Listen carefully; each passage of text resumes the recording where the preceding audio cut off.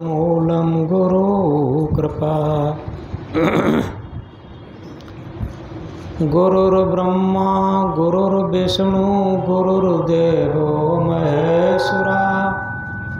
गुरु साक्षात् परम ब्रह्म तस्मै श्री गुरुवे नमः।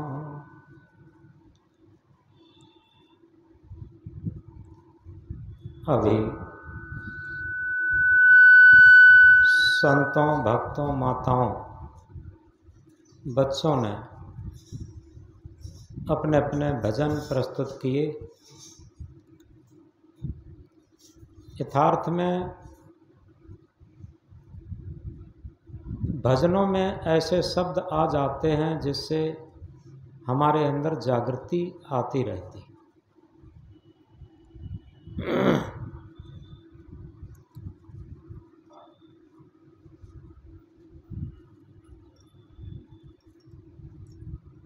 सत्संग बिना कल्याण नहीं, सत्संग को जांचत है मुनि ज्ञानी।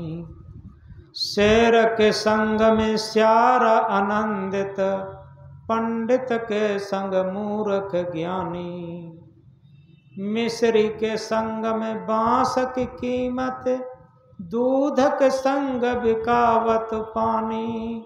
गेहूं कहे सुन रे बथुआ, सत्संग प्रभाव लगे तोय पानी।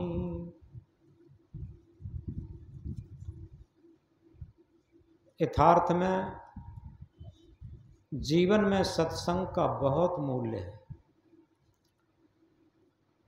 कभी कभी हम कहा करते हैं, पानी को अगर दूध के साथ मिला दो तो पानी दूध बन जाता, पानी को शराब के साथ मिला दो तो पानी शराब बन जाता, पानी को विष के साथ मिला दो तो पानी विष बन जाता, पानी को अमृत के साथ मिला दो तो पानी अमृत बन जाता। जिस जिसके साथ मिलाते गए पानी का वही स्वरूप होता गया।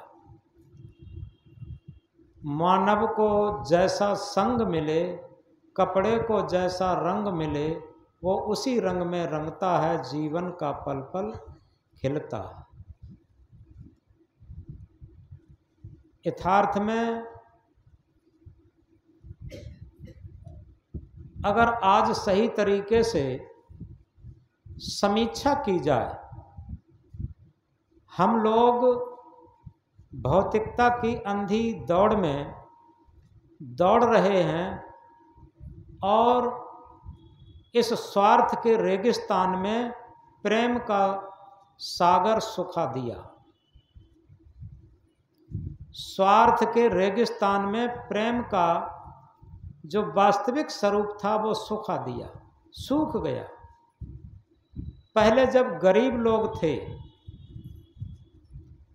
तब आपस में कंबाइंड परिवार रह लेते थे, आपस में बहुत प्रेम था। आज देखा जाता है जैसे ही शादी ब्याह हुआ बस सब अलग अलग हो गए, और इसके बाद पति पत्नी में भी सही तरीके से नहीं बन रही, क्योंकि अपनी अपनी महत्वाकांक्षाएं और उनकी पूर्ति के लिए, स्वार्थ की, मन की स्वार्थ की पूर्ति के लिए पूरा जीवन दौड़ लगाते रहते। इसलिए स्वार्थ के रेगिस्तान में प्रेम का सागर सूख जाता। इस बात को गहराई से समझें।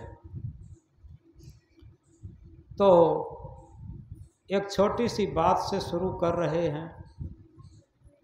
एक अनाथालय में एक पति पत्नी जिनके कोई संतान नहीं थी, वो अनाथालय में एक बच्चे को गोद में लेने के लिए गए। बच्चा थोड़ा बड़ा था। तब वहाँ के जो व्यवस्थापक लोग थे उन्होंने बच्चे को बताया। वो पति पत्नी बच्चे के पास पहुँचे। बच्चे के पास जैसे ही पहुँचे तो पति पत्नी ने बच्चे से कहा कि बेटा तुम हमारे घर चलोगे? हमारे घर बहुत खेल खिलौने हैं, बहुत पैसा टका है, बहुत खाने पीने की चीज़ें हैं, बहुत कपड़े लित्ते सुंदर सुंदर हैं, सारी चीज़ें बहुत हैं और तुम हमारे घर चलोगे। थोड़ा गौर से समझना इस बात को। लड़के ने क्या कहा, अगर तुम लोग ये खेल खिलौने, खाने पीने की चीज़ें, पहनने ओढ़ने की चीज़ें ही हमें दे सको तो हमें मत ले जाओ, ये कहा। अब वो पत्नी चौंके। उन्होंने कहा फिर बेटा तुम्हें क्या चाहिए? तो उसने कहा देखो हम अनाथालय में रह रहे, यहाँ पर हमें कम बेश भोजन भी मिलता है, कम बेश कपड़े भी मिलते हैं, कम बेश खर्च भी मिलता है, लेकिन यहाँ पर एक चीज नहीं मिलती। क्या? यहाँ पर प्रेम नहीं मिलता। अगर तुम लोग हमें सच्चा हृदय का प्रेम दे सको तब तो हमें ले चलो। अगर हृदय का सच्चा प्रेम न दे सको तो हमें कतई मत ले चलो। ये तो दुनिया में धन दौलत, कपड़ा लित्ता, खाने पीने की चीजें कम बेश हर जगह मिल जाती, कोई कमी नहीं है। लेकिन आज अगर देखा जाए तो हर जगह प्रेम का अभाव हो गया। प्रेम कहीं कहीं ही मिल पाता, हर जगह नहीं मिल पाता। रोटी हर जगह मिल जाएगी, कपड़ा हर जगह मिल जाएगा, और धन दौलत हर जगह मिल जाएगा, सारी चीजें मिल जाएंगी, लेकिन प्रेम कहीं कहीं मिल पाता है, सच्चे हृदय का प्रेम। तो इस तरीके से सदगुरु कबीर साहब इंकलाब करके कहते हैं, प्रेम न बाढ़ी उपजे, प्रेम न हाट बिकाय, राजा प्रजा नार नर शीश दें ले जाए। प्रेम किसी बाजार में नहीं मिलता, प्रेम किसी खेत में पैदा नहीं होता। राजा हो, रानी हो, गरीब हो, अमीर हो, नर हो, नारी हो, कोई भी हो, एक ही सूत्र है प्रेम को लेने के लिए, क्या है? शीश दे ले जा। शीश कहते हैं अहंकार को। अहंकार को उतार करके जमीन पर पटक दे तो निश्चित है प्रेम जागृत हो सकता। अगर अहंकार रहता है, आप देखते हैं ये अहंकार पहले नहीं था। पहले लोग गरीब जरूर थे लेकिन अहंकार नहीं था। अब पति पत्नी में भी आपस में इतना अहंकार टकराता है कि सुबह से शाम तक कितने बार लड़ाइयाँ होती और मिलन नहीं हो पाता। यहाँ तो सब गरीब लोग बैठे हैं। हम उन लोगों की बात करते हैं जो बहुत रईस लोग हैं। पति के पास अलग गाड़ी है, पत्नी के पास अलग गाड़ी है, लड़के के पास अलग गाड़ी है, लड़की के पास अलग गाड़ी है, उनकी बात करते हैं। क्योंकि लड़का गाड़ी लेकर के कहाँ जा रहा माता पिता पूछ नहीं सकते, लड़की गाड़ी लेकर कहाँ जा रही माता पूछ नहीं सकती। इस तरीके से जितना जितना ये भौतिक विकास दिखाई देता, हम भौतिक विकास की अंधी दौड़ में दौड़ रहे हैं। ये अंधी दौड़ इसलिए है क्योंकि अगर किसी अंधे को दौड़ाया जाए तो वो निश्चित टकराएगा और हो सकता जीवन से हाथ धो ले। इसी तरीके से इस भौतिक विकास की अंधी दौड़ में सब लोग दौड़ रहे हैं। क्योंकि जैसे सोने का मकान हो, बताते हैं रावण के पास सोने की लंका थी। भले ही सोने की लंका न हो लेकिन सोना चांदी रुपया पैसा बहुत मात्रा में था, लेकिन क्या वो सुखी रह सका? क्यों नहीं रह सका? उसके अंदर अहंकार बहुत था। रावण का पर्यायवाची ही हो गया अहंकार से। कोई आदमी ज़्यादा अहंकारी होता है तो क्या कहते हैं, ये तो रावण जैसा हो गया। यानी जो जितना अहंकारी होगा वो इतना ही दुखी होगा। ये नियम की बात है। अपने आप। और उसके अंदर प्रेम नहीं होगा, उसके अंदर स्वार्थ होगा। तो इसलिए एक छोटी सी बात से समझेंगे।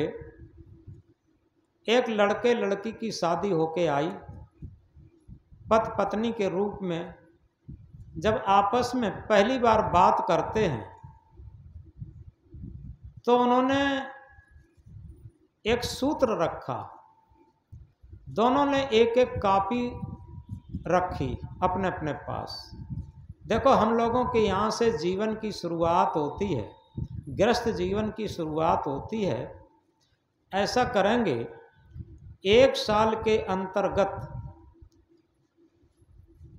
पति पत्नी की गलतियां लिखेगा, पत्नी पति की गलती लिखेंगे। तो क्या होता है, शर्त स्वीकार हो गई। अब धीरे धीरे करके 1 साल अंत आ गया। जब 1 साल का अंत आ गया, आजकल लोग एक सालगिरह मनाते हैं। शादी को 1 साल होता है, जैसे जन्मदिन मनाया जाता है तैसे सालगिरह भी मनाते हैं। तो सालगिरह के दिन सबसे पहले क्या हुआ कि दोनों लोग अपनी अपनी कॉपी लेकर के आए। अब जब कॉपी लेकर के आए तो पत्नी ने पति को कॉपी अपनी दी और पति ने पत्नी को कॉपी दी। तब एक दूसरे के कॉपी देखी तो पत्नी की तरफ से पति की कई गलतियां लिखी थी, हजारों गलतियां लिखी थी उसमें।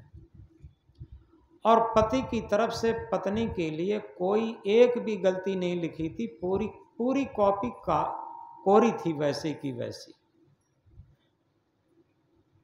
जब पत्नी ने पति की कॉपी देखी तो ये कहा कि हे पतिदेव, कहीं क्या हमारी गलती नहीं हुई? आपने एक भी गलती नहीं लिखी। तो पति ने कहा, गलती तो जरूर हुई होगी, लेकिन आपने हमें इतना प्रेम दिया, सच्चा प्रेम दिया, उस प्रेम में सारी गलतियां छोटी पड़ गईं और इसलिए हमने कोई गलती नहीं लिखी और न मेरी दृष्टि में रही। इतना सुनते ही पत्नी फूट फूट कर रोई और पति के चरणों में गिर पड़ी। मेरा पतिदेव इतना महान, क्योंकि जब मैं अपने हृदय के तराजू पर तौलती हूं तो मैंने पति से भी ज्यादा गलतियां की हैं। और पति ने मेरे प्रेमवश, मेरा प्रेम नहीं है, ये पति का प्रेम है, और उसने अपने प्रेम के आधार पर मेरी सारी गलतियों को नजरअंदाज कर दिया। और मैं आज से संकल्प लेती हूं कि आगे कोई भी किसी प्रकार की गलती नहीं होने दूंगी। तो इस तरीके से आप समझ सकते हैं कि जहां पर हम अपना और सच्चा प्रेम देते हैं, वहां पर छोटी छोटी गलतियों पर ध्यान नहीं देते। और जहां पर हमें प्रेम नहीं है, अपनापन नहीं है, वहां छोटी छोटी गलतियों को बहुत उभाड़ करके कहते, बहुत बड़ी करके कहते। ये हमारे जीवन जीने की कला नहीं है। यथार्थ में जीवन जीने की कला यही है कि हम अपनी गलतियों को किसी तरीके से होने न दें, और हो भी जाएं उसके लिए क्षमा याचना कर लें और दोबारा कभी रिपीट न करें, और दूसरे की छोटी मोटी गलतियों को नज़रअंदाज करते रहें। ये दोनों तरफ से हो, जहाँ भी अपना संपर्क है दोनों तरफ से होती रहती हैं, तो निश्चित है ये सच्चा प्रेम होता। तो इसलिए चाहे हम गृहस्थी में हों, चाहे हम विरक्ति में हों, क्योंकि भक्ति क्षेत्र भी प्रेम पर आधारित है। अगर भक्ति क्षेत्र में प्रेम नहीं है, लोग कहे तो बहुत सरल अर्थ में लेते हैं, है प्रेम जगत में सार और कुछ सार नहीं, कहते हैं लोग और गाते हैं बड़े झूम झूम के, लेकिन कहने से और गाने से प्रेम नहीं होगा। यथार्थ में प्रेम इस संसार में सबसे मूल्यवान चीज है। दुनिया में इससे मूल्यवान चीज कोई है ही नहीं। इस बात को गहराई से समझें। 3 भाई थे। बड़ा भाई पहले से मेहनत करता हुआ छोटे भाइयों को पढ़ाया लिखाया, उनकी शादी ब्याह किए, और इसके बाद शादी ब्याह करने के बाद जब बहुएं आईं छोटे भाइयों की, तो तुरंत अलग अलग की ठान दी। और बड़े भाई को मजबूरी में अलग अलग करना पड़ा। मजबूरी ये थी कि बहुत ज़्यादा आमदनी थी नहीं, तो 2 मकान जो बड़े भाई ने मेहनत करके बनवा पाए थे, तीसरे मकान की कमी थी। तो बड़ा भाई विचार करता है कि इनके छोटे छोटे बच्चे पढ़ेंगे लिखेंगे, इन पर अभी वजन रहेगा, ये मकान नहीं बना पाएंगे, इसलिए ऐसा करते हैं ये दोनों मकान इन्हें दे देते हैं और हम एक झोपड़ी में गुजर कर लेंगे, क्योंकि जब तक ये पढ़ा लिखा करके निवृत्त होंगे तब तक हम मेहनत करके और मकान फिर बना लेंगे। क्या होता है, जब अलग अलग होने की नौबत आई और चीज़ें तो बांट दी गईं, और मकान बड़े भाई ने क्या काम किया कि छोटे भाइयों को दे दिया और स्वयं एक झोपड़ी में गुजर करने लगे। आज का ज़माना होता तो बड़े भाई की पत्नी कैसे ही नहीं मानती, ये पुराने ज़माने की बात कर रहे। तो गुजर करने लगे और बड़े भाई चले जाते हैं बाहर, कहीं काम धाम नौकरी के लिए कुछ पैसा कमा लाएं तो मकान बन जाएगा। इधर क्या होता है, उन दोनों छोटे भाइयों ने सोचा कि जिस भाई ने पिता की तरीके से हम लोगों की परवरिश की, पढ़ाया लिखाया, हमारा ब्याह शादी किया और सब कुछ किया, ये मकान बनवाए मेहनत करके, वो भी हमने इनमें कोई खास मेहनत नहीं कर पाई, अपनी मेहनत से मकान बनवाए और वो हम लोगों को दे दिया, और स्वयं एक झोपड़ी में गुजर करते हैं, और इसके बाद भी मकान बनवाने के उद्देश्य से वो बाहर चले गए नौकरी करने के लिए।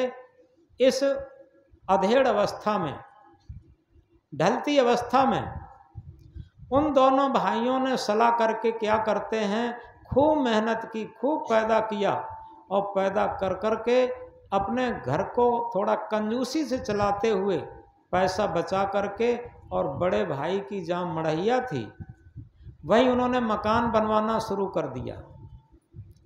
और मकान बनवाना शुरू कर दिया। जब मकान पूरा बन गया, कंप्लीट हो गया, तब बड़े भाई के लिए उन्होंने सूचना भेजी कि भैया आना पड़ेगा आपको, ज़रूरी काम है। कोई बात नहीं बताई, ये कहा आपको आना पड़ेगा, बहुत ज़रूरी काम है। तो भैया जहाँ बड़े भैया काम से लगे थे वहाँ सब छोड़ छाड़ के उन्होंने सोचा पता नहीं कौन परेशानी में भैया लोग हों, तो काम छोड़ छाड़ के वो आए। तो आने पर सबसे पहले क्या देखते हैं कि हमारी जहाँ मढ़ैया थी वहाँ मकान बना खड़ा है। अब वो बाहर ही खड़े रहे कि पता नहीं क्या मामला है।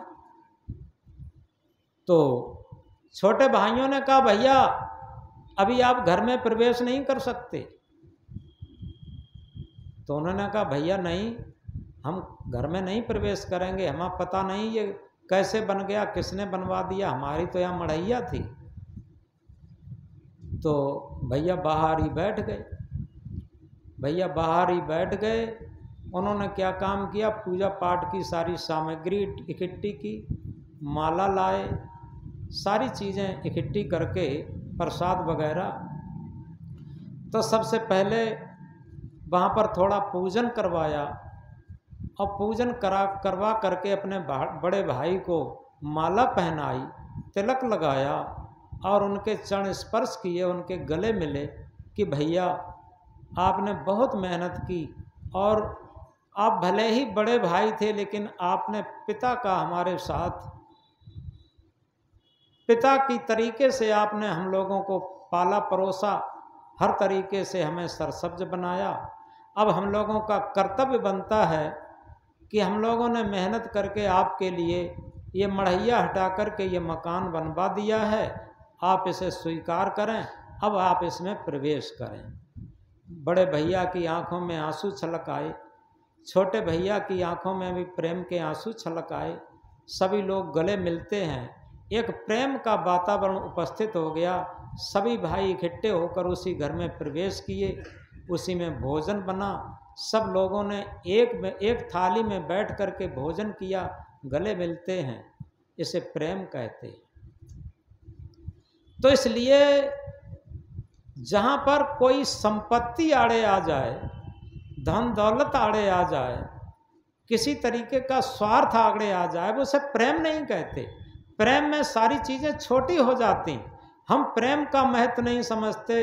इधर तो ये कहते हैं प्रेम जगत में सार और कुछ सार नहीं, और इधर छोटी छोटी बातों में लड़ते हैं। ये कैसा प्रेम?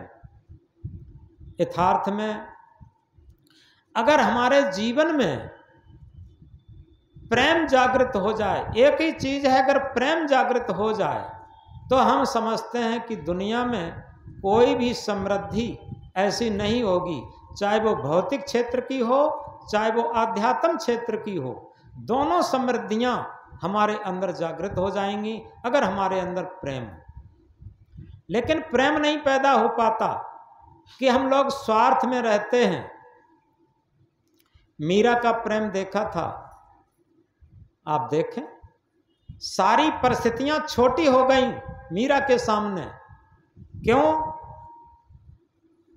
सबसे बड़ी बात ये समझो, राजस्थान की छत्राणी परिवार की मीरा जो राजरानी थी, उसने गुरु कौन बनाए? जो एक सड़क पर बैठ करके जूता टांक रहे थे, रविदास महाराज, उनको गुरु बनाया था। और ये किसका प्रतीक था? ये प्रेम का प्रतीक था, क्योंकि गुरु की कोई जात नहीं होती। इस बात को गहराई से समझें। जिस गुरु के अंदर गुरुत्व प्रस्फुटित हो गया, उसकी जात की दीवारें ढह गईं और मत मजहब की दीवारें ढह गईं। जब प्रेम का सागर प्रस्फुटित होता है, प्रेम की धारा प्रस्फुटित होती है, तो बाहर के जितने भी प्रतिबंध हैं वो सारे टूट जाते, सारे बंधन टूट जाते। वहां पर एक महानता ऐसी प्रकट हो जाती कि वास्तव में हमें गुरु महान दिखाई देता। जब तक गुरु के प्रति भी ईर्षा है, जलन है और उसकी हर बात में तर्क वितर्क है, तब तक वास्तव में हम गुरु से प्रेम नहीं करते। हम किससे प्रेम करते? स्वार्थ से प्रेम। इसी बीच एक कहानी याद आती है। एक महात्मा थे और उनके पास एक सोने का शंख था। वही शंख बजा करके पूजा करते थे, रोज अपनी पूजा करते थे, भजन करते थे, तो वो सोने का शंख बजा करके पूजा करते थे। एक व्यक्ति ने देखा, ये गुरुजी के पास तो बहुत कीमती सोना है, इसकी तो बहुत कीमत होगी, लाखों में। उसके मन में पानी भरा आता। अब वो क्या युक्ति सोचता है? उसने सोचा गुरुजी के भक्त बन जाएं तो सहज में ये हमारे हाथ लग जाएगा। अब वो व्यक्ति आता है, बहुत विनम्रता से गुरु जी के चरण स्पर्श करता है और निवेदन करता है, आंखों में अश्रु छलकाता है कि गुरुदेव, हम संसार से ऊब चुके हैं, अब हमें संसार में एक क्षण भी जीवन बिताना अच्छा नहीं लगता। आप ऐसा करें, कृपा करके हमें अपना शिष्य बना लें।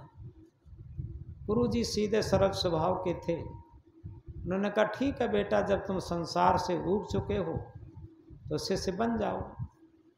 शिष्य बन जाता है। बड़े भाव से आश्रम की झाड़ बुहाड़, भोजन छाजन, सारी व्यवस्थाएं बड़ी अच्छी तरीके से करता है। 2-1 दिन बाद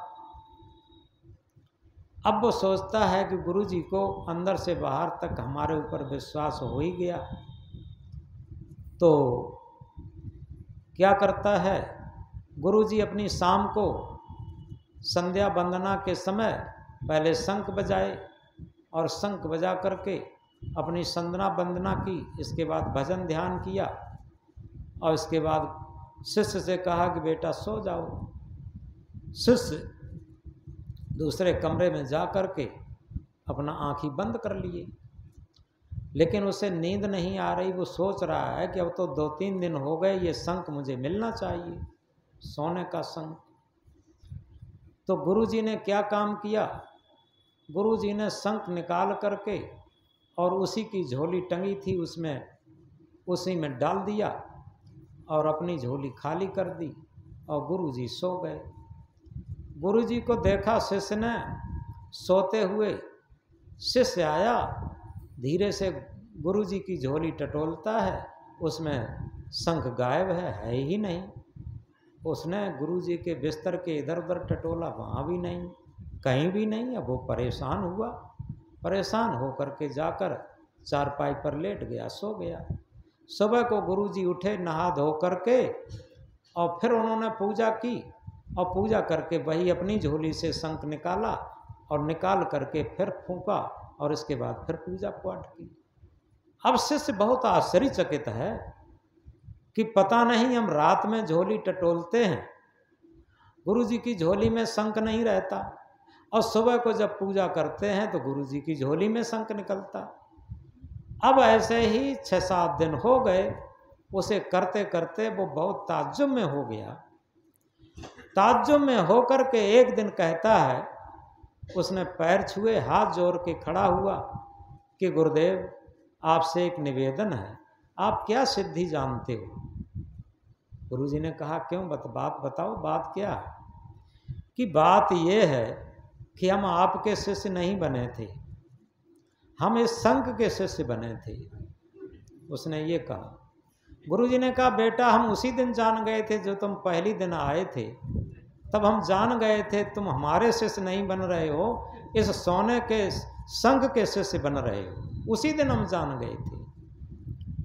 तो फिर गुरु जी ये बात बताओ, ये तो चलो आप जान गए थे, लेकिन ये बात बताओ कि शाम को पूजा पाठ करके और शंख बजा करके आप अपनी झोली में रख लेते थे, और रात में जब हम खोजते थे तो झोली में नहीं निकलता था, और सुबह को जब उठते थे आप नहा धो करके पूजा करते तो आपकी ही झोली में से निकलता था, इसका कारण क्या था?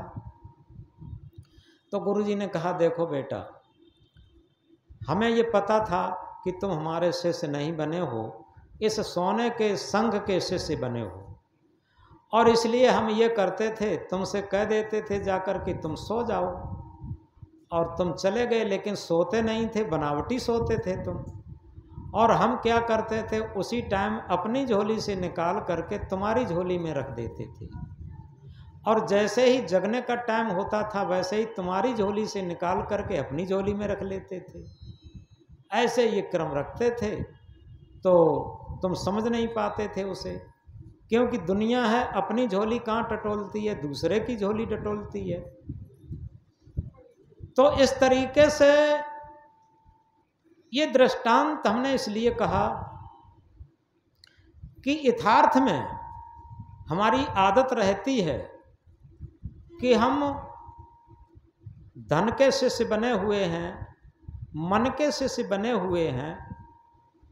अभी एक महाशय जी गुरुमुख हुए थे सत्संग के पहले, तो हमने कहा था कि मन मुरीद संसार है, गुर मुरीद कोई साध, जो माने गुरबचन को ताका मता अगाध। मन का चेला तो पूरा संसार है। अगर जैसे किसी को भजन गाने का भी टाइम न मिल पाया तो वो नाराज हो जाएगा। और इसी तरीके से घर गृहस्थी में भी होता है। पहले हमने देखा था जब हम पढ़ते थे तो कंबाइंड परिवार रहता था, 4-4, 5-5 भाई लोग, पिता सहित 4-4, 5-5 भाई, उनकी पत्नियां, बच्चे, सब लोग साझे रह लेते थे। और जो माताएं भोजन बनाती थीं तो कभी कभी ऐसा होता था संख्या अधिक होने से सब्जी कहीं अच्छी बन गई तो लोग मांग लेते थे और थोड़ी थोड़ी ज़्यादा खाने से पूरी सब्जी खा लेते थे। और जो बनाने वाली माँ थी उनके लिए भोजन वो सब्जी नहीं रहती थी। वो बड़े प्रसन्न मन से मिर्च की चटनी बट कर के और रोटी खा लेती थी, कभी शिकायत नहीं करती थी मुझे सब्जी नहीं मिली। ये क्या था? ये परिवार वालों के प्रति सच्चा प्रेम था। सच बात ये है। और अब पति भी नौकरी करता है, पत्नी भी नौकरी करती है, धन की कोई कमी नहीं है, लेकिन आपस में किसी तरीके से बन नहीं रही। आप बताओ क्यों नहीं बन रही? क्योंकि दोनों तरफ अहंकार और स्वार्थ। इस बात को गहराई से समझें। जितना जो अहंकारी होगा उतना ही वो मन का स्वार्थी होगा। ये अपने आप है। कोई भी व्यक्ति आप समझ लीजिए। हम मीरा के बात कह रहे थे। मीरा एक राजरानी थी, उसके अंदर अहंकार कहाँ था? मीरा क्या कहती है? मीरा मगन भई गलियां गलियां गुरु गुण गाने लगी। बताओ, वो धन के गुण नहीं गाती है, वो किसी अपने पद के गुण नहीं गाती है। किसके गुण गाती? गुरु के गुण गाती है। और मगन होकर के गाती है। सबसे बड़ी चीज ये है। हम मगन कहाँ हो पाते? यहाँ तक है, बताते हैं कि उसके परिवार वालों ने उसे जहर भी दिया। जहर न दिया हो लेकिन जहर जैसी प्रतिकूलताएं तो निश्चित दी, और सारी प्रतिकूलताओं को खुशी से सह करके और अपनी भजन की मस्ती में झूमती रही। तो इसलिए क्योंकि उसके खोपड़ी से अहंकार गायब हो गया था, और जिसके अंदर अहंकार गायब हो जाता है उसके अंदर प्रेम प्रस्फुटित हो जाता है। कबीर साहब का महामंत्र हम कह रहे थे, प्रेम न बाढ़ी उपजय, प्रेम न हाट बिकाय, राजा प्रजा नार नर शीश दें ले जाए। एक ही सूत्र है। अहंकार को जब तक पटकेंगे नहीं, हम ज्ञानी बन जाते हैं। कुछ भजन याद कर लिए, कुछ प्रवचन कहना शुरू कर दिए, कुछ ज्ञान ध्यान जान लिए, कुछ लोग गुरु गुरु कहने लगे, बड़ी मन में गुदगुदी हो गई। यह सब धोखा है, अज्ञान है। क्योंकि सबसे बड़ी बात यह है, यह मान की खुराक बहुत पतन का कारण होती, और इस मान और अहंकार में ही चाहे गृहस्थी के लोग हों चाहे विरक्ति के लोग हों, सबका पतन हो रहा है। सब में स्वार्थ जग रहा है, सब में ईर्ष्या लड़ाई झगड़ा हो रहा है। केवल इसीलिए अहंकार है, स्वार्थ है, अहंकार है, स्वार्थ है। तो इस तरीके से हमें ये समझना है। कभी कभी ये कहा करते हैं, चतुराई चौपट करे ज्ञानी गोता खाए, भोला भाला सहज जीवन जाए आत्म पद दर्शाए। चतुराई चौपट करे। एक छोटा बच्चा भी चतुराई सीख गया आज, और कभी भी अपनी गलती नहीं स्वीकार करेगा। आप ये देखें, छोटे बच्चों से लेकर के अगर वो गलती भी कर दे तो गलती स्वीकार तो नहीं कर सकता। लाख बातें बताएगा और गलती स्वीकार नहीं करेगा। एक जैन धर्म में पर्युषण पर्व होता है, ये अभी बरसात के बाद होता है। उसमें वर्षावास होता है 4 महीने का। इसके बाद जो लास्ट में होता है पर्युषण पर्व, उसमें क्या होता है, वो सब लोग इकट्ठे होकर के एक संकल्प लेते हैं और उसमें क्या करते हैं, अपनी अपनी गलती स्वीकार करते हैं। अपनी गलती कहेंगे, इसके बाद स्वीकार करेंगे। ये बहुत ऊंची चीज़ है। जिन परिवारों में अपनी गलती को मानना, स्वीकार करके न दोहराना आ गया, वो उन परिवारों में प्रेम रह सकता। कोई भी रिश्ते हों, चाहे पति हो पत्नी हो, भाई भाई हो, पिता पुत्र हो, और पुत्री माता हो, गुरु शिष्य हो, कोई भी रिश्ता हो, अगर उनमें पहले तो हम जानबूझ करके कोई गलती न करें, ये सबसे बड़ा सत्संग है। और गलती कहीं हो भी जाए तो उसे स्वीकार कर लें, ये दुनिया का सबसे बड़ा ज्ञान है। इससे बड़ा कोई ज्ञान पैदा ही नहीं हुआ। अपनी गलतियों को स्वीकार करके और रिपीट न करना, ये ज्ञान की सबसे हाईएस्ट ऊंचाई है। तो इसलिए जहां पर अपनी गलतियों को स्वीकार कर लिया जाता, निश्चित है वहां पर अपने हृदय में भी प्रेम जागृत होता और दूसरे के हृदय में भी प्रेम जागृत होता। प्रेम प्रस्फुटित वहीं हो पाता जहां गलतियों को स्वीकार किया जाता, और जो गलतियों को छिपाया जाता वाक्पटुता से, वाक् चातुर्यता से, धन के मद पर, पद के मद पर छिपाया जाता, वहां पर प्रेम नहीं रहता, वहां पर ईर्ष्या रहती, जलन रहती, राग द्वेष रहता, छल कपट रहता, ये सब वहीं पर रहते। तो इसलिए एक कबीर साहब का बड़ा सुंदर भजन है, हमें गाना तो नहीं आता लेकिन आप दोहरवाएंगे। भूले मन समझ के लाद लदनिया, भूले मन समझ के लाद लदनिया, भूले मन समझ के लाद लदनिया।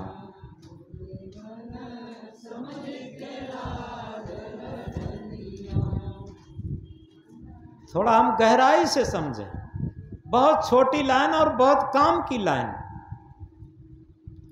क्योंकि हम जीवन भर किससे प्रयोग करते हैं, इस मन का प्रयोग करते हैं। आप इस बात को गहराई से समझें। आप कितना भी डिप्लोमा होल्डर हो जाएं, कितना भी डिग्री होल्डर हो जाएं, लेकिन अगर मन बढ़िया नहीं है, निर्मल नहीं है, पवित्र नहीं है, प्रसन्न नहीं है, तो आपका जीवन नरक हो जाएगा। याद रखें, दुनिया में अगर स्वर्ग का रास्ता है, दुनिया में अगर प्रेम का रास्ता है, दुनिया में अगर बादशाहत का रास्ता है, तो एक ही है, सुंदर मन। कभी कभी हम कहलवाया करते हैं, ये मन मंदिर सुंदर है, प्रभु इसके अंदर है। ये मन मंदिर सुंदर है, प्रभु इसके अंदर है। ये मन मंदिर सुंदर है, प्रभु इसके अंदर है। बताओ, सदगुरु को, प्रभु को कौन नहीं पाना चाहता, लेकिन उस पाने के लिए हम तैयारी क्या करते हैं? सबसे बड़ी तैयारी है क्या अपने मन को हम सुंदर मन बना रहे, निर्मल मन बना रहे। ये सबसे बड़ी चीज है। और इसी पर सदगुरु ये भजन कह रहे हैं, भूले मन समझ के लाद लदनिया, भूले मन समझ के लाद लदनिया। थोड़ा लाद बहुत मदिला दे, थोड़ा लाद बहुत मदिला दे, टूट जाए गर्दनिया भूले मन समझ के लाद लदनिया, भूले मन समझ के लाद लदनिया। थोड़ा हम गौर करें इन शब्दों पर। हमारा मन तो है लेकिन भूला हुआ है। एक साधक अपने मन को समझा रहा है, एक भक्त अपने मन को समझा रहा है। कबीर साहब सबके मन को समझा रहे हैं। कबीर साहब ऐसे सदगुरु हैं, ऐसे सम्राट सदगुरु हैं, वो सबके मन को समझा रहे हैं कि ऐ मन तू भूला हुआ है। मन तो है लेकिन भूला हुआ है। और तू भूला हुआ है क्योंकि भूला किसे कहते हैं? ये बात समझ में आती है। जब भूला हुआ आदमी होता है तो उसे पूरब का पश्चिम दिखाई देता, पश्चिम का पूरब दिखाई देता, और क्या कहते हैं कि हमें भूला लग गया। कभी कभी ऐसा होता है, सबने देखा होगा, कहीं यात्रा में जाते हैं, कभी कभी हमने देखा। अभी हम सूरत गए थे तो करीब 12.5 किलोमीटर 13 किलोमीटर के आसपास था यात्रा। तो एक बार सो गए और सोने के बाद जगे तो क्या देखते हैं, जिधर से आ रहे उधर ही को ट्रेन जा रही। ऐसा लगने लगा। तो ये किस में लगने लगा? इस मन में ही लगने लगता। ये बात तो बड़ी अच्छी तरीके से समझ में आ रही, लेकिन एक बात समझने की है इसी जगह। क्या सदगुरु कबीर साहब क्या कहते हैं? झूठे सुख को सुख कहे मानत है मन मोद, जगत चवेना काल का कुछ मुख में कुछ बोल। ये क्या है? ये भूला मन झूठे सुख को सुख कह रहा, ये भूला ही है। जैसे हमने कहा था पूरब को पश्चिम लगता, पश्चिम को पूरब लगता, ये तो भूला सबको समझ में आता, लेकिन ये समझ में नहीं आता होगा कि झूठे सुख को सुख कहे। कबीर साहब समझाना चाहते हैं कि जिन सारे झूठे सुखों को हम सुख मानते रहे, इतने लोग बैठे हैं, हर एज के लोग करीब करीब बैठे हैं, कोई भी एक सुख ऐसा बता दो जिसके परिणाम में दुख न हो। संसार के जितने भी सुख हैं उसका परिणाम दुख में परिणत होता। आप बताएं, जन्म से ले लीजिए, जन्म का परिणाम क्या है? मरण। आप देख लें, अनुकूलता का परिणाम क्या है? प्रतिकूलता। जिससे भी अनुकूलता रही हो।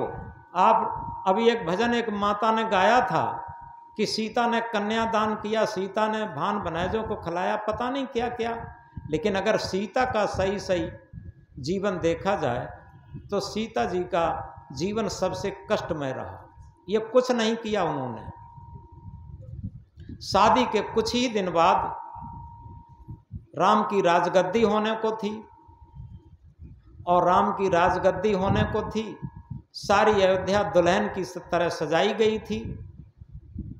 मंथरा दासी जो कैकेयी की मायके से ही आई थी, तो मंथरा दासी ईर्षाल नारी थी। वो जाती है कैकेयी के भवन में, कैकेयी की सो रही थी। ये वाल्मीकि रामायण के अनुसार बता रहे हैं। कैकेयी सो रही थी। मंथरा ने कहा, कैकेयी तेरे भाग्य पर सांप सूंघ गया, तू अभागिन हो गई, ऐसे कहा जा करके। और कैकेयी जागी। उसने कहा, कहो क्या हुआ, बात क्या हुई? तुझे क्या पता है, पूरी अयोध्या दुल्हन की तरह सज रही है और कल राम की राजगद्दी होनी है, और तुझे कोई पता है क्या? तेरे पास कोई सूचना है? अब देखो कैकेयी की उदारता। कैकेयी ने कहा, मंथरे तुमने बड़ी अच्छी सूचना दी। अगर राम की कल राजगद्दी होने को है तो तुझे मैं सोने का बहुत बड़ा उपहार दूंगी, सोने के गहने का बहुत बड़ा उपहार दूंगी, मुझे बहुत खुशी है। ये कैकेयी ने कहा था। लेकिन मंथरा ने बार बार उसके कान भरे और भरने के बाद उसकी बुद्धि को पलट दिया। और पलटने के बाद, क्योंकि बार बार वो बात कही जाए, देखा है घरों में गृहस्थी में जब पुरुष बाहर से नौकरी से आए, खेती बाड़ी से आए, दुकान से आए, कहीं से आए, जब भोजन परोस देती हैं महिलाएं, तब उनके कान में कहती हैं कि देखो अमुक देवरानी ने ये कहा, जेठानी ने ये कहा, सास ने ये कहा। यानी रोटी के साथ साथ कान में वो ईर्षा और भर देती हैं। सबसे बड़ी बात और क्या होता है कि भोजन ऐसी पवित्र भावना से करना चाहिए और कराना चाहिए, उस टाइम ये ईर्षा की कोई बातें, जलन की बात, लड़ाई की बात, वैमनस्यता की बात ये नहीं होनी चाहिए, क्योंकि वो भोजन के साथ वो भी चली जाती। वहीं पर पहुंचे, कैकेयी को जब भर दिया तो क्या हुआ, कैकेयी जाकर के कोप भवन में लेट गई। और लेट जाने के बाद जब दशरथ आते हैं मनाने के लिए, तो बाद में उसने वही कहा कि हमें कुछ नहीं चाहिए, हमें 2 वरदान चाहिए, और वो है एक से राम को 14 वर्ष वनवास, दूसरे से भरत को राजगद्दी। हालांकि राजा दशरथ ने बहुत समझाया और बाद में सब जानते हैं क्या परिणाम हुआ।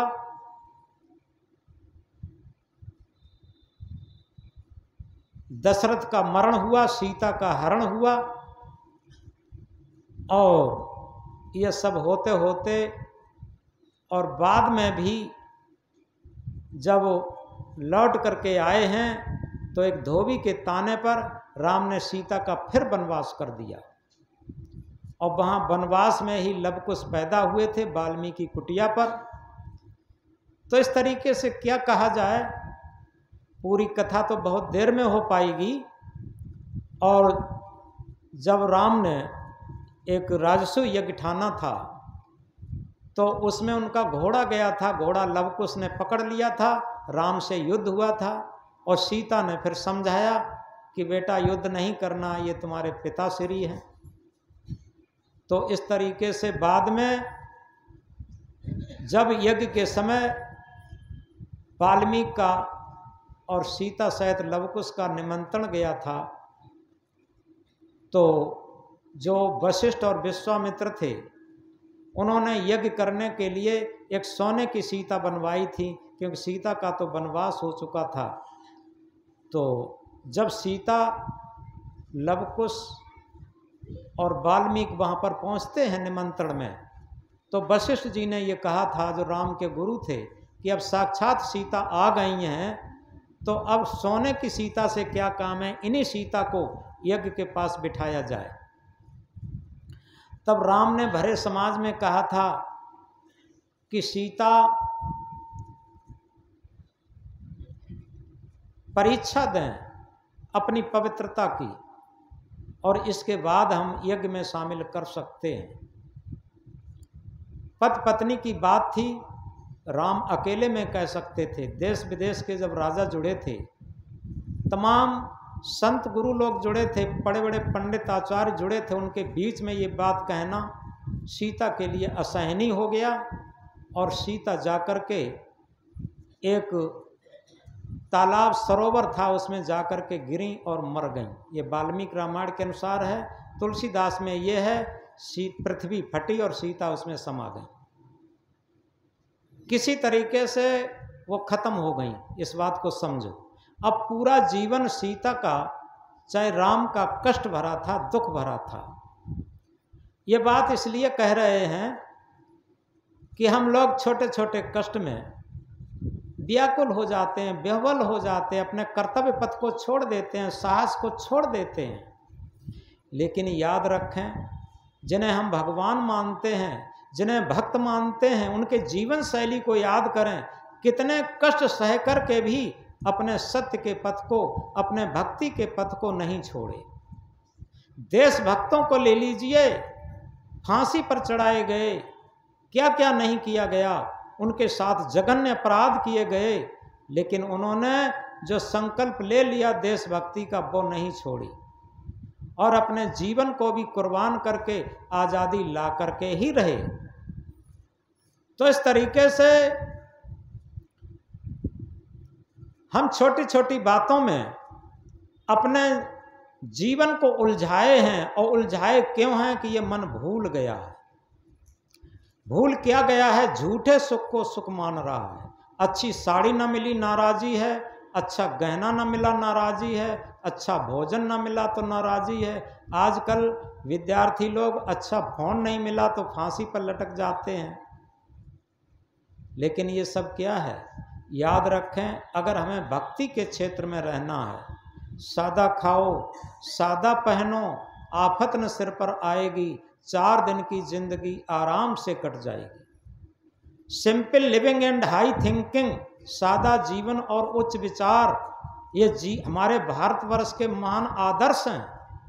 उसे अगर अपने जीवन में उतारेंगे तो हम महानता की तरफ चलेंगे।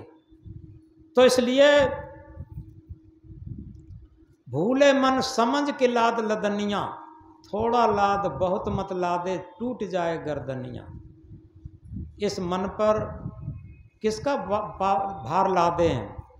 स्वार्थ का, राग द्वेष का, छल कपट का, बेईमानी का, ठगी का, धूर्ताई का, कुसंस्कारों का, खराब संस्कारों का इतना भार लादे हैं, इतना भार लादे हैं कि रात दिन टेंशन में चला गया। इसकी गर्दन टूटी जा रही है। सदगुरु कबीर समझा रहे हैं, समझ के लाद लदनिया, थोड़ा लाद बहुत मत लादे, टूट जाए गर्दनिया।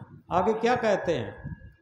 भूखा होए तो भोजन कर ले, भूखा होए तो भोजन कर ले, आगे हाटन बनिया, भूले मन समझ के लाद लदनिया, भूले मन समझ के लाद लदनिया। भूखा हो तो भोजन कर ले। किसे? मन को बताते हैं। आज तक किसी का मन तृप्त हुआ? बताओ। सदगुरु कबीर साहब क्या कहते हैं?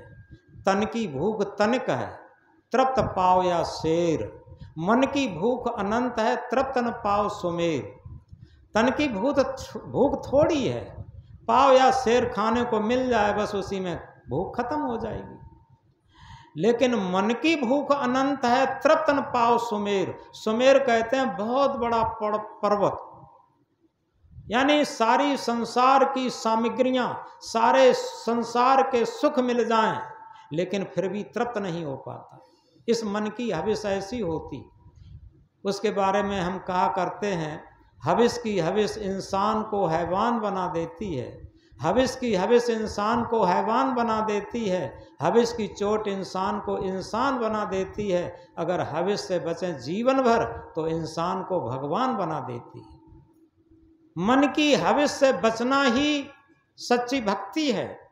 इस मन की तृष्णा से जब हम बचेंगे, क्योंकि निर्धनिक कछ धन चाहे, धनिक चाहे विशेष, विशेषहु विशेष चाहे, होवन चाहे नरेश, नरेश चाहे इंद्रपद, इंद्र चाहे रणजीत, असुर चाहे सुरपत बनन, यह तृष्णा की रीत। तृष्णा है कि डाकिनी की जीवन को काल, और निस्दिन चाहे जीवन करत बेहाल। हमारा पूरा जीवन बेहाल कर देता। जो कुछ चीजें मिलती हैं वो उसमें उसे संतुष्टि नहीं रहती, वो और की चाह में, और की चाह में बना रहता। विश्राम सागर में एक चौपाई आई है, बहुत सुंदर है। क्या? निर्धनिक कौन जह तृष्णा चोखी, धनी कौन जो सब विद संतोषी। गरीब कौन है? जिसे तृष्णा, बलवती तृष्णा लगी हुई है, वो गरीब है। और धनी कौन है? सब विद संतोषी, सब प्रकार से संतोष में जीवन व्यतीत करता है, वो महाधनी, महासम्राट। तो इस तरीके से मन को समझाते हैं सदगुरु कि भूखा हो तो भोजन कर ले। क्योंकि मन की भूख क्या है, इस बात को गहराई से समझें। मन की भूख वासनाएं नहीं है, सांसारिकता नहीं है। मन किससे तृप्त हो सकता? क्योंकि मन केवल आध्यात्मिक भोजन से तृप्त हो सकता। इसी बीच एक छोटी सी बात हम कहा करते हैं, अभी थोड़ी देर में खत्म हो रहा है। एक छोटी सी बात कहा करते हैं, जैसे छोटे छोटे बच्चे अब तो नहीं खेलते हैं, शहरों में नहीं, देहात में भी अब कम हो गए हैं। पहले छोटे छोटे बच्चे रहते थे, धूल के मकान बनाते थे, अपने कमरा बनाते थे, धूल से अपनी मेड़ बना के कमरा बना लेते थे, दरवाजे बना लेते थे, और गीली मिट्टी गीली बालू ला के लड्डू बना लेते थे, अकौआ के पत्ते या आम के पत्ते लाकर पूड़ियाँ बनाते थे, और फिर पूड़ी पंगत खूब खेलते थे आपस में। और जब खेलते खेलते छक जाते थे, फिर सब घर बिगाड़ करके माता के पास जाते थे, मम्मी मुझे भोजन लाओ, भूख लगी। मम्मी कहती थी अभी तो तुम खूब लड्डू पूड़ी पंगत खेल रहे थे, क्या तृप्त नहीं हुए? तो बच्चे क्या कहते थे, नहीं मम्मी वो तो झूठ माठ था, हमें सच्चा भोजन चाहिए, सच्चे भोजन से तृप्ति होगी। इसी तरीके से कोई इस सांसारिकता के खेल से ऊब करके कोई साधक, कोई भक्त इससे हट करके सदगुरु रूपी माँ के पास पहुँचता है। हे सदगुरु, अब हमें आध्यात्मिक भोजन चाहिए, भजन ध्यान का भोजन चाहिए, साधना का भोजन चाहिए। सदगुरु कहते हैं संसार में तो तुम खूब खेले खाए, खूब मस्त रहे, वहाँ तृप्त नहीं हुए। तब वो साधक उसी बच्चे की तरीके से सदगुरु रूपी माँ से कहता है कि हे सदगुरु, वो तो सब झूठ माठ था, उसमें तो सारा संसार अनादि काल से चला आ रहा है, और सारे धन दौलत, सारी वासनाएं, सारे खेल खेलता रहा, लेकिन तृप्त कहाँ हुआ? उसमें तो सारी तृष्णाएं बढ़ती रहीं। इसलिए अब हमें सच्चा आध्यात्मिक भोजन चाहिए, आत्मज्ञान का भोजन चाहिए, और जब तक आध्यात्म भोजन न मिलेगा तब तक हमें तृप्ति नहीं मिलेगी, शांति नहीं मिलेगी। तो सच्चा साधक सदगुरु रूपी माँ के पास चाहता है और आध्यात्मिक भोजन चाहता, भजन भक्ति का भोजन चाहता। तो इसलिए क्या कहा, भूखा होए तो भोजन कर ले, आगे हाट न बनिया, भूले मन समझ के लादल दनिया। आगे क्या कहा, प्यासा होए तो पानी पी ले, प्यासा होए तो पानी पी ले, आगे देश निपनिया, भूले मन समझ के लादल दनिया, भूले मन समझ के लादल दनिया। प्यासा हो तो पानी पी ले। अरे भाई, यहाँ तो हर उम्र के लोग बैठे हैं। ये मन, हम कभी कभी कहा करते हैं कि जिस तरीके से हिरन रेगिस्तान में प्यासा जब होता है तो जहाँ पर दूर निगाह उठा के देखता है बालू की चमकीली कणों में, जहाँ पर सूर्य की किरणें परावर्तित होती हैं, वहाँ पर उसे पानी का सागर लहराता दिखाई देता, और हिरन वहाँ भाग के जाता है पानी पीने के लिए, लेकिन वहाँ पानी नहीं मिलता, वहाँ सूखा रेत है, और पश्चाताप करता है, दौड़ दौड़ करके और प्यासा हो जाता, और पूरे जीवन भागता है, प्यासा ही, अतृप्त ही चला जाता, तो उसकी प्यास नहीं बुझती। इसीलिए सदगुरु उस हिरन का उदाहरण दे करके हमारे मन को समझा रहे। ये मन वासना रूपी रेगिस्तान में, इच्छाओं के संसार में भाग रहा है। आखिर एक बात बहुत महत्वपूर्ण कही है, वांट्स आर अनलिमिटेड, इच्छाएं असीमित हैं। आज तक किसी की इच्छाएं पूर्ति नहीं हुई। कोई गरीब से गरीब आदमी ऐसा नहीं है जिसकी आवश्यक इच्छाएं पूर्ति नहीं हुई हों, और कोई राजा से, सम्राट से, मंत्री से लेकर प्रधानमंत्री से कोई ऐसा नहीं है जिसकी सारी इच्छाएं पूर्ति हो गई हों, क्योंकि वांट्स आर अनलिमिटेड, इच्छाएं असीमित हैं, और उन असीमित इच्छाओं को पूर्ति करने के लिए मन हिरण की तरीके से इस वासनाओं के रेगिस्तान में प्यासा ही चला जाता, अतृप्त ही चला जाता। सदगुरु कहते हैं कि प्यासा हो तो पानी पी ले। आगे देश निपनिया, वहां पानी नहीं है। आगे क्या है? आगे का मतलब यह है कि इस मनुष्य शरीर में ही इस मन को तृप्त कर ले। इस मनुष्य शरीर ये साधना का धाम है। इसमें हम मन को निर्मल मन बना सकते हैं, पवित्र मन बना सकते हैं, सुंदर मन बना सकते हैं। और सुंदर मन ही, जो निर्मल मन होता है, उसी की प्यास बुझती है। और जो गंदा मन है, तृष्णाल मन है, ईर्षाल मन है, द्वेषी मन है, वो कभी शांत नहीं होता, उसकी कभी प्यास नहीं बुझती। इसलिए वर्तमान में जो मनुष्य शरीर में मन है, इसको क्या पानी पिलाएं? इसे सेवा का पानी पिलाएं, भक्ति का पानी पिलाएं।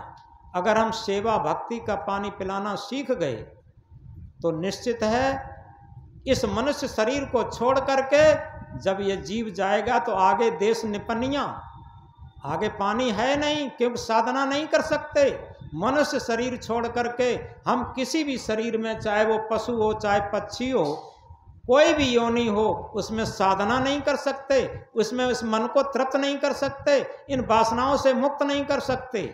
और इसीलिए सदगुरु समझाते हैं कि यहीं पानी पी ले, आगे देश निपनिया। इस मनुष्य शरीर को छोड़ने के बाद आगे कहीं भक्ति का जल नहीं मिल सकता, मुक्ति शांति का जल नहीं मिल सकता, इसी शरीर में मिल सकता। तो प्यासा होए तो पानी पी ले, आगे देश निपनिया।